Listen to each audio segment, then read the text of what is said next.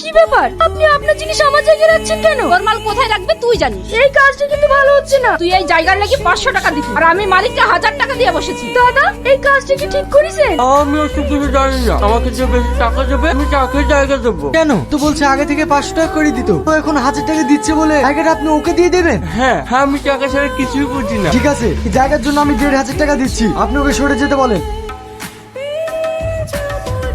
কায়দা করে তো ভালোই বড় লোক নাটক ধরেছিস। দেখুন, আপনি আমার মায়ের বয়সের, মুখ সামনে কথা বলবেন। সত্যি কথা বললে আমার গায়ে ফসকা পড়ে। কাঁদছো কেন? এই যুগে চুপ করে থাকবে মানে তবে তোমাকে পেড়ে বসবে। আপনাকে টাকা দিতে কে বললো? আপনি মামার জন্য কথা শুনবেন কেন? আমি ওদের কথা কিছু মনে করি। তুমি আমাকে 5 কেজি লঙ্কা দাও আর 2 কেজি ধনে পাতা দাও। আচ্ছা ঠিক আছে। কর্তা বাবু আর কতক্ষণ বসে থাকবে? ও কখন আসবে তার ঠিক নাই। আরে বস না, বাড়িতে গিয়ে তো সে বসেই থাকতে হবে।